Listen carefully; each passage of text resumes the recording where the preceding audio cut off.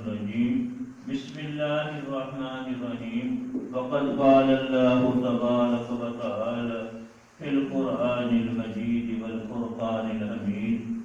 ألف لام ميم ذلك الكتاب لا ريب فيه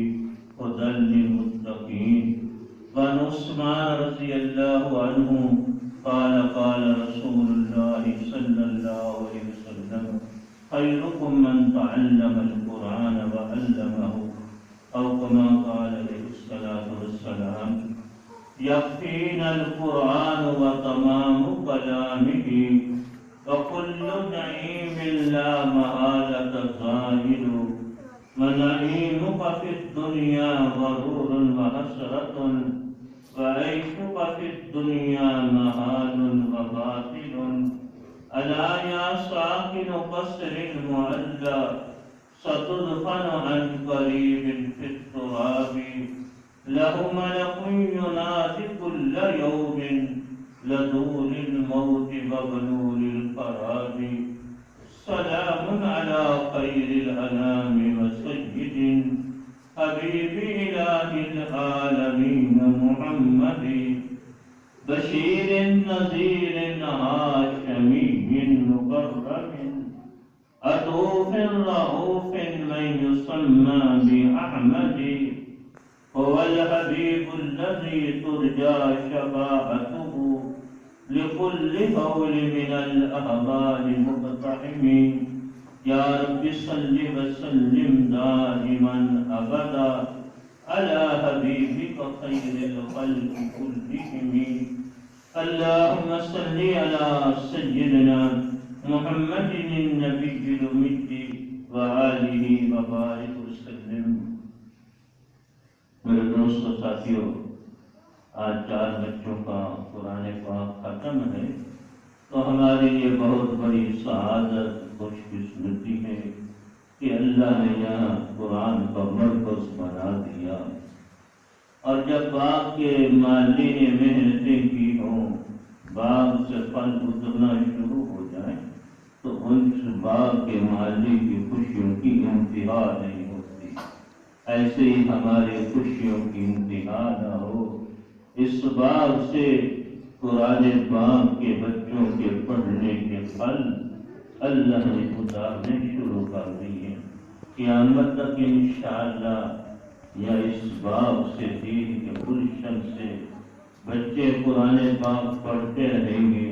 بچیاں قرآن پاک پڑھتی رہیں گی،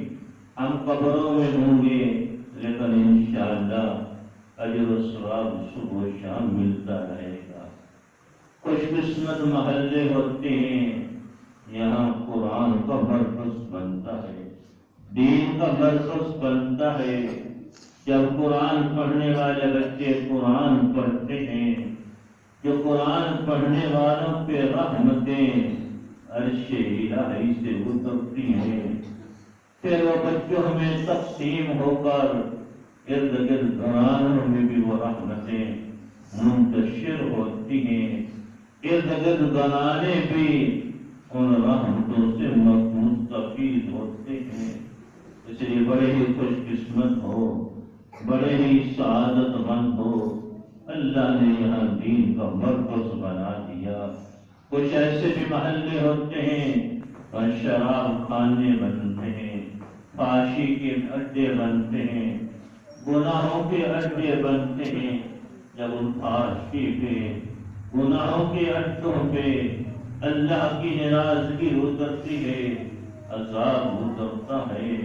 ارد گرد گھرانے بھی اس لپٹ میں آ جاتے ہیں، ارد گرد گھرانے بھی اس عذاب کی لپٹ میں آ جاتے ہیں۔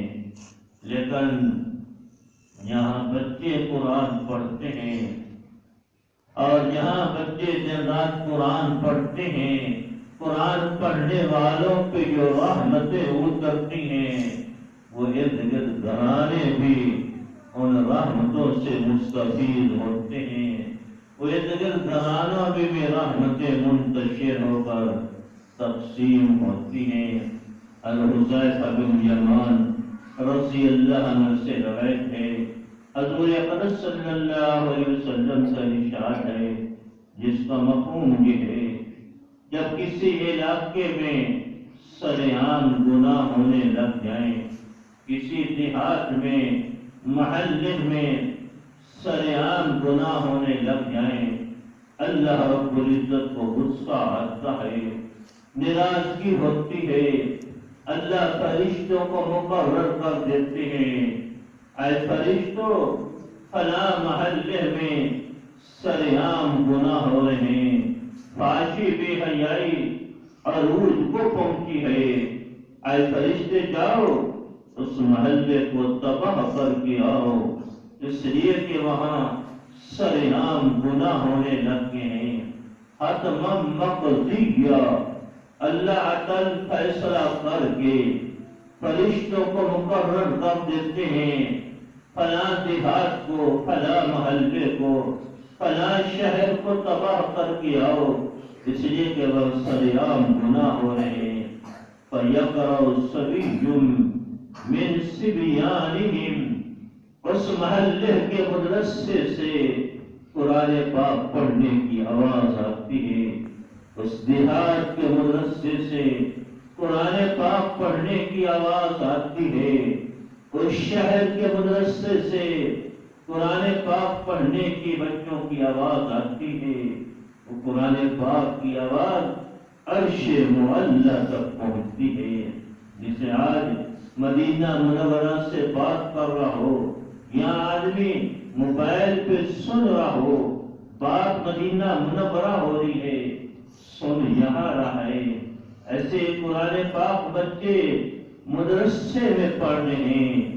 آواز عرش معلی تک جا رہی ہے۔ جب عرش معلی پہ بچوں کے قرآن پاک پڑھنے کی آواز پہنچتی ہے، اس کریم اللہ کا سارا غصہ ہی ٹھنڈا ہو جاتا ہے، اللہ کا جلال جمال میں بدل جاتا ہے، اللہ کی ناراضگی خوشیوں میں بدل جاتی ہے، اللہ کا غصہ وہ خوشیوں میں بدل جاتا ہے۔ رب العزت فرماتے ہیں فرشتوں اس محلے کے مدرسے سے تو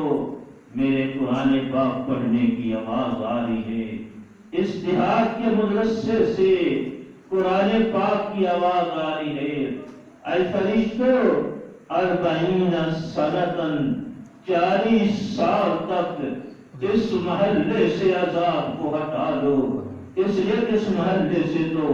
میرے قرآن کی آوازیں آ رہی ہیں۔ 40 سنۃ 40 سال تک اس دیہات سے عذاب کو ہٹا دو، اس لیے کہ اس دیہات کے مدرسے سے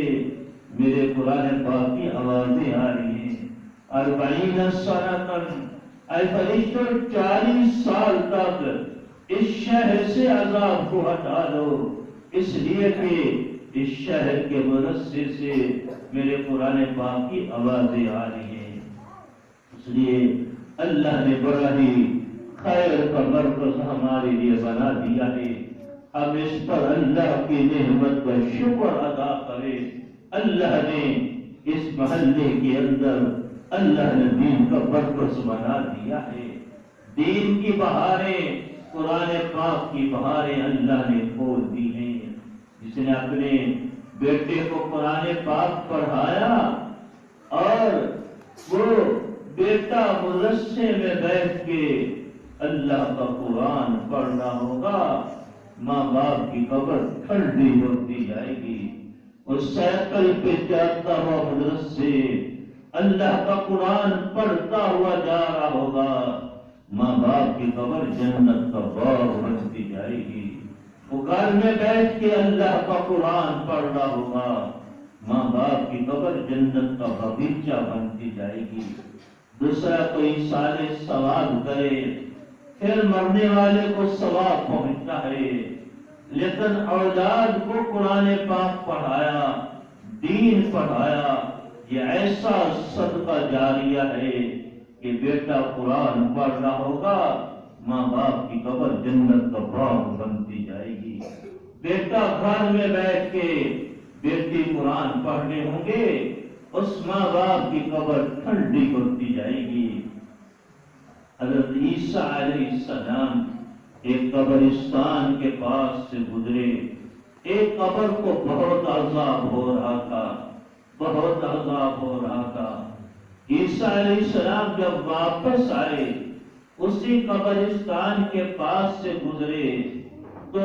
اللہ ان پیغمبروں کو، نبیوں کو آخرت کے حالات بھی دکھا دیتے ہیں، قبروں کے حالات بھی دکھا دیتے ہیں۔ عیسیٰ علیہ السلام نے دیکھا وہی قبر جس کو عذاب ہو رہا تھا، وہ قبر تو جنت کا باغ بنی ہوئی تھی۔ وہ قبر جس کو عذاب ہو رہا تھا وہ جنت کا باغیچہ بنی ہوئی تھی۔ وہ قبر والے کو جو عذاب ہو رہا تھا وہ جنت کا باغ اس کی قبر بنی ہوئی تھی۔ اور عیسیٰ علیہ السلام اللہ سے ہم کلام ہوئے، اللہ کے بارگاہ ہمیں عرض کیا، اے اللہ اس کو تو عذاب ہو رہا تھا، ابھی میں واپس آیا ہوں، اس کی قبر جنت کا باغ بن گئی ہے، کیا عمل ہوا ہے؟ رب العزت نے فرمایا یہ باغ تھا اور اس کا بچہ ماں کے پیٹ میں تھا اور وہ فوت ہو گیا باغ، لیکن بڑا گناہگار تھا، نافرمان تھا، اس لیے قبر میں عذاب ہو رہا تھا۔ آج وہ کچھ بچہ بڑا ہوا، اس کی ماں اس بچے کو مدرسے میں لے کے آئی ہے اور پہلے دن استاد نے پڑھایا ہے اس بچے کو بسم اللہ الرحمن الرحیم۔ اللہ کو رحم آ گیا، اس کا بیٹا تو میرا نام رحمان اور رحیم لے اور میں قبر والے کو عذاب دوں باپ کو، یہ میری رحمت کے خلاف ہے۔ اللہ نے اس بچے کے بسم اللہ الرحمن الرحیم پڑھنے سے اللہ نے اس باپ کی قبر کو جنت کا باغ بنا دیا۔ صرف بسم اللہ پڑھی، جو بیٹا سارا قرآن پڑھے گا اور روزانہ پڑھے گا، ماں باپ کے مرنے کے بعد اس ماں باپ کی قبر کتنا جنت کا باغ بنتی جائے گی۔ اس لیے ہم میں سے ہر ایک کی ذمہ داری ہے اولاد کو قرآن پاک پڑھانا، دین پڑھانا، جس سے حلال حرام کو، فرض واجبات کو، سنن موقدہ کو پہچان سکے، اتنا دین پڑھانا واجب اور ضروری ہے۔ باقی تفصیلی عالم بنانا 10 سال کا، وہ تو محلے میں 2-4 عالم بن جائے سب کے لیے فرض کفایہ ادا ہو جاتا ہے، لیکن اتنا اولاد کو قرآن پاک کم از کم ناظرے پڑھانا، دین سکھانا، فرض واجبات سنن موقدہ، دین کو وہ سمجھنے والا، عمل کرنے والا بن جائے، اتنا اولاد کو دین سکھانا والدین پہ واجب ہے۔ بہت بڑی سعادت ہے، 4 بچوں نے قرآن پاک پڑھا ہے، ابھی وہ آخری سبق پڑھائیں گے، سنائیں گے اپنا، پھر ہمارے بات کو سب دعا فرمائیں گے۔ آج بچے